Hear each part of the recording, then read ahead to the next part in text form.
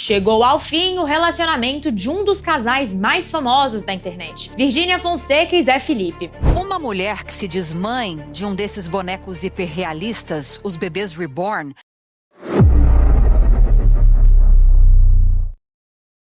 O que vai ser do futuro dessas pessoas? Só que ainda as pessoas não entenderam o quão isso é importante.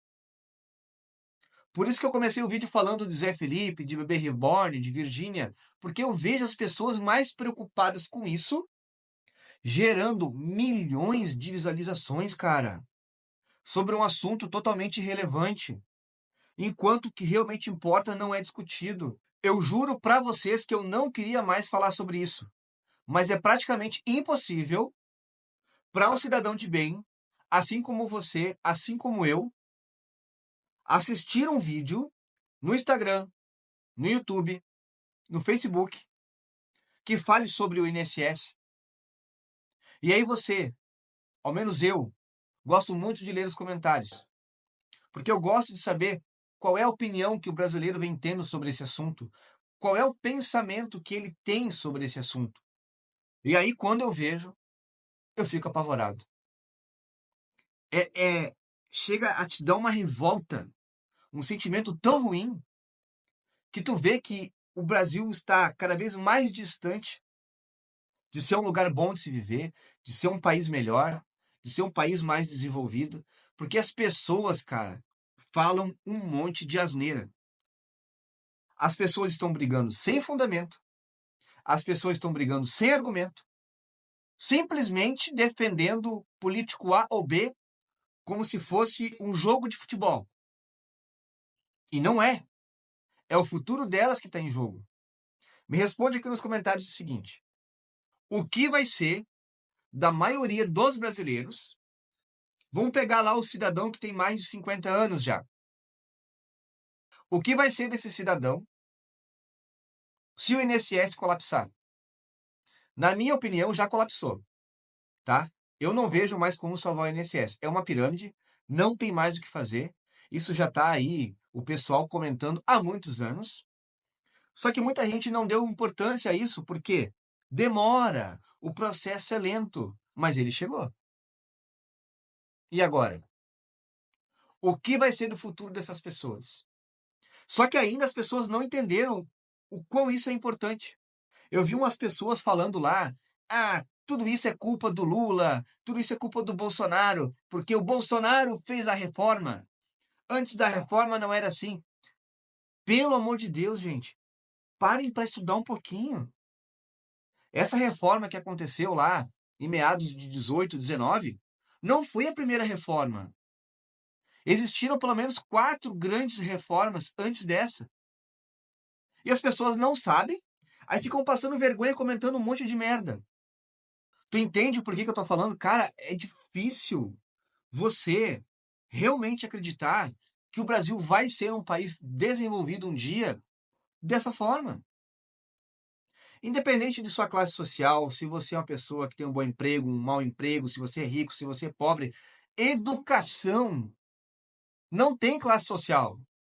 Vem de casa. Vocês precisam se educar mais, vocês precisam ser pessoas um pouco mais inteligentes. Porque senão quem vai pagar o preço é você mesmo.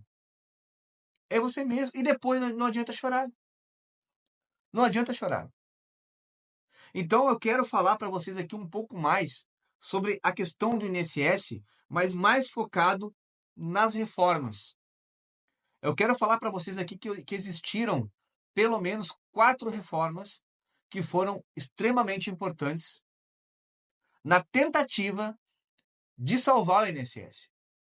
Sendo que está previsto, vocês podem pesquisar, antes de comentar besteira aqui no vídeo, pesquisem um pouquinho, dê um Google aí e pesquise sobre a próxima reforma que possivelmente será em 2026. Aí eu quero ver o que essas pessoas que ficam falando que a culpa é de A ou de B, sem saber o que está acontecendo, sem pesquisar o que está acontecendo, de quem vai ser a culpa daí quando ocorrer a próxima reforma? Entendeu? Então, sobre isso que eu quero falar no vídeo de hoje. Então, vamos falar sobre a primeira grande reforma, que aconteceu em 1998. Muito antes de muita gente aí, ó, jovenzinha, ter nascido e ficar falando um monte de besteira. Então preste atenção no vídeo. A primeira grande reforma aconteceu em 1998. O governo federal mudou as regras previdenciárias com a proposta de emenda à Constituição, a PEC número 20. Qual que era a ideia aqui? A ideia era exigir uma idade mínima para a aposentadoria, 55 anos para as mulheres e 60 anos para os homens. Porque até então, antes dessa reforma, a aposentadoria ela valia para as mulheres que contribuíam de 25 a 30 anos e para os homens de 30 a 35 anos. Não existia uma idade mínima. Por isso que no passado nós víamos muitas pessoas com 45, 50 anos se aposentando, porque não existia uma idade mínima para a aposentadoria, e sim um tempo mínimo de contribuição. É por isso que nós víamos pessoas aposentadas mais cedo. Mas essa reforma não foi o suficiente. Ela não se tornou sustentável.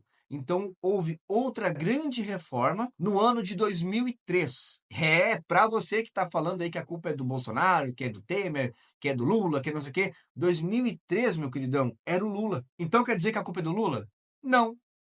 E é justamente isso que eu estou tentando dizer para você. Para você parar de ficar falando que a culpa é do A ou do B. Reformas são extremamente importantes e elas ocorreram na tentativa de salvar o INSS. Pegou a visão da coisa? Espera. Antes de continuar o vídeo, eu preciso falar para vocês o seguinte.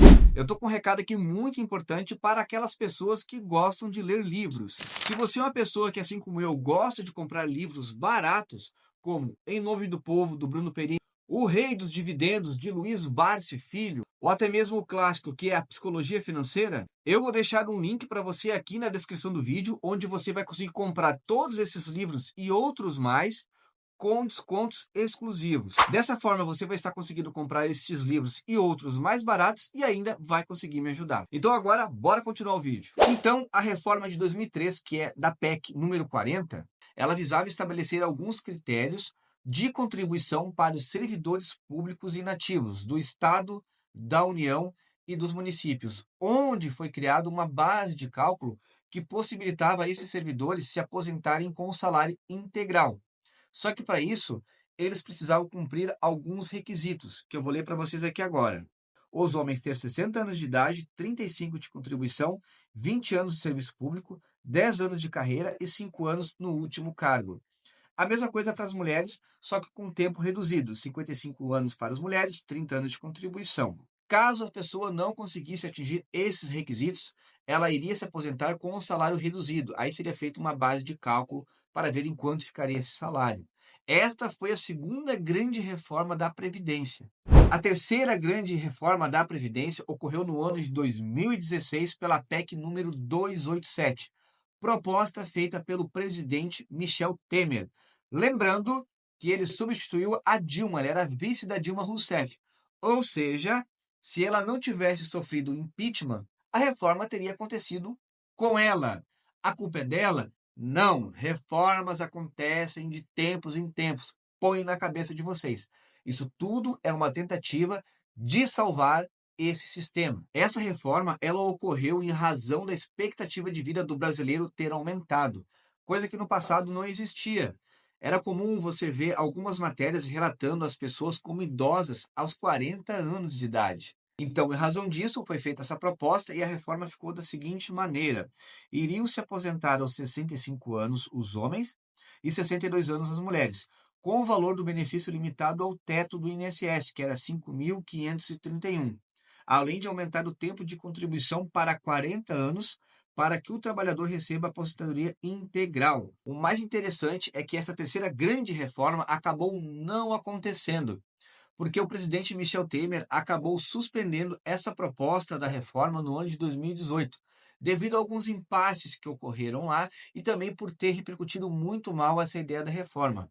E é agora em que chegamos no ano de 2019, onde ocorreu a última grande reforma da Previdência, no qual muitas pessoas vêm discutindo, achando que essa foi a primeira, sendo que não foi. Essa proposta apresentada por Jair Messias Bolsonaro no ano de 2019 pela PEC número 6 visava a mudança na idade mínima para a aposentadoria.